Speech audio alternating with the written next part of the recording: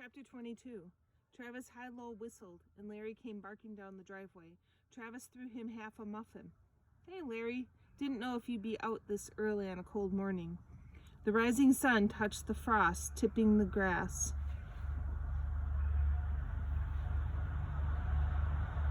And weeds, painting a frigid sparkle picture.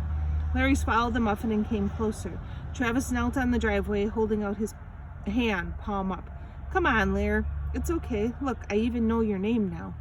"How do you know his name?" Travis jumped to his feet. Larry turned and ran back to the old woman.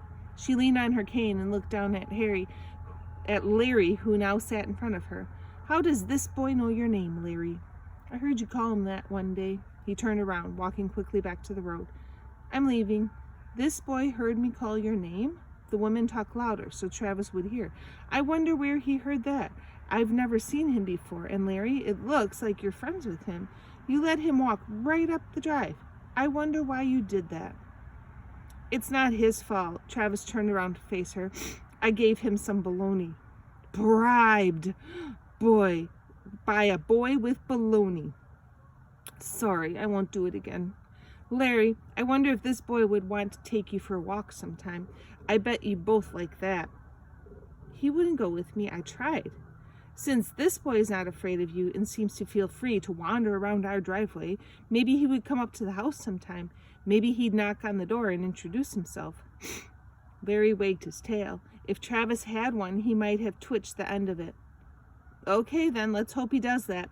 But right now I think the boys should go to school and we should go indoors. It's cold out here." She started back up the drive, Larry next to her.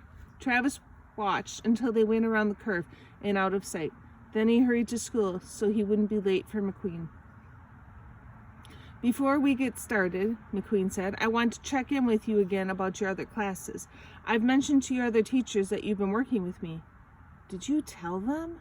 Travis's head snapped up.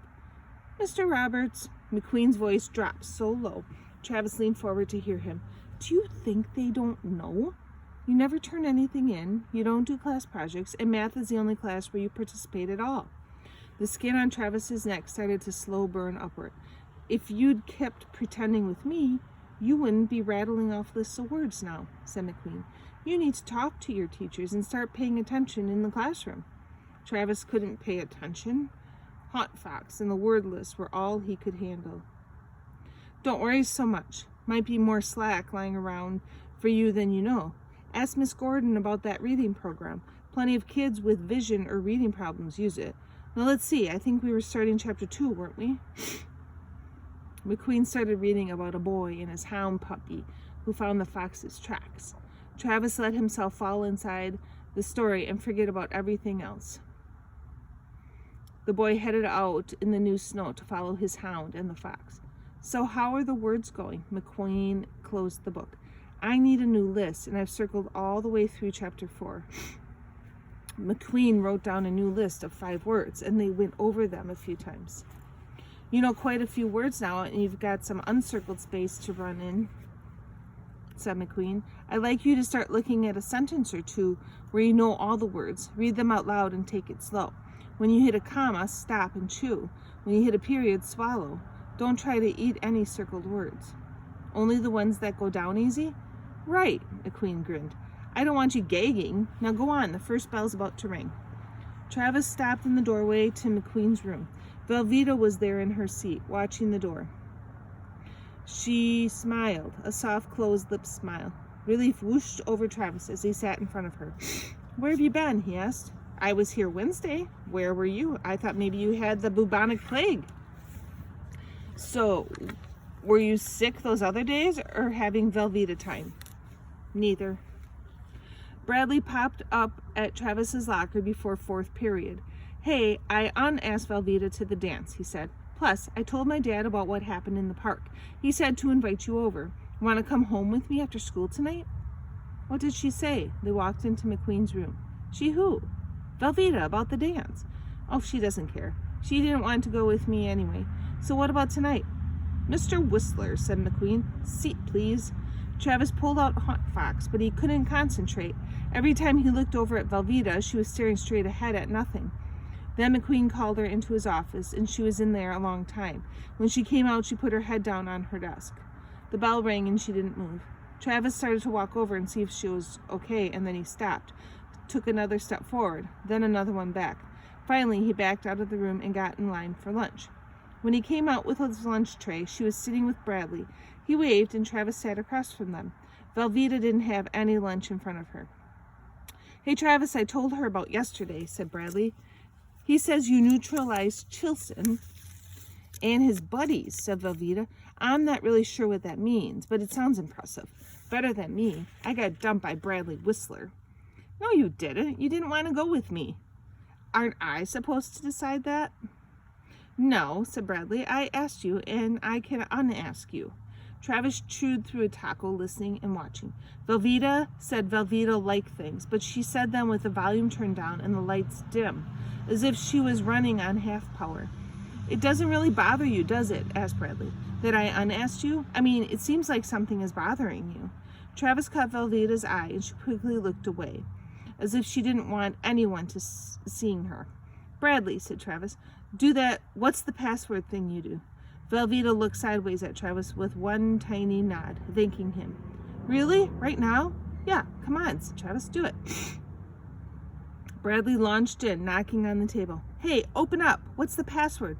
"Password? Oh man, I forgot." Bradley kept going, and Travis set his whole chocolate chip cookie on a napkin and slid it in front of Velveeta. She met his eyes, but he could barely see her. She was way back there, hiding. "I've got chicken stir-fry," said Bradley, breaking out of his password rap. "You want some, Velveeta?" "I'm not hungry." She pushed Travis's cookie back. "But thanks anyway. I'll see you later." She left, even though there was still more than 5 minutes until the bell. "Something really is wrong, isn't it?" Bradley asked. "Do you think she's waiting for you to ask her to the dance?" Velveeta walked across the lunchroom, her head down, like the day he'd heard her in the hallway, only 10 times more. Whatever was wrong, it was bigger than anything Travis knew about. "Velveeta, on Friday, Bradley unasked me to the dance as soon as I got to school." "Whatever." McQueen dragged me into his office. I gave the book thief back. He asked me a bunch of questions, I guess to make sure I'd really read the whole thing. He said he didn't make me read it because of Travis. I told him not to lie, and he said helping Travis was only a tiny part of it. Then he said to relax and put my feet up because he was going to read me his favorite part. So I put my feet on the stack of books in front of his desk. He read the part about death coming for Liesl's papa. That's the part that made tears come out of my butt. Liesl's papa reminds me too much of Calvin. I couldn't figure out how McQueen knew, and I was thinking maybe Connie told him. I was starting to get mad about that when he slammed the book shut and pointed at me and said, "That's you." "That's me what?" I asked him. Then he got all stand and deliverish and said I was that kind of person, the kind who sits up when death comes to get them. The souls who put out a lot of light in the world, like Liesl's papa, like Liesl. I told him I am not like Liesl at all. My voice shook like crazy, just like I was one of the kids in that movie. And McQueen said, "Yes, I am." He said I'm one of the best sitter-uppers he's ever met, and that's why he gave me the book thief to read. Then he just sat there and stared at me, and that was good because it made me settle down. I was not going to get eye wet in front of those snaky social worker eyes. He gave me a little teeny tiny smile like he knew that, and when he waved at the door and told me to get out of here. All I can think about is Calvin dying. Did he sit up when death came like Liesl did? Did he look death in the eye? Was he sad about leaving? Does he miss me? Because I miss him so much, I can't stand it. It's like my heart is getting pulverized with the sharp-pointed jackhammer every second and all the time. When I got home from school, I checked his trailer door, just in case. Locked.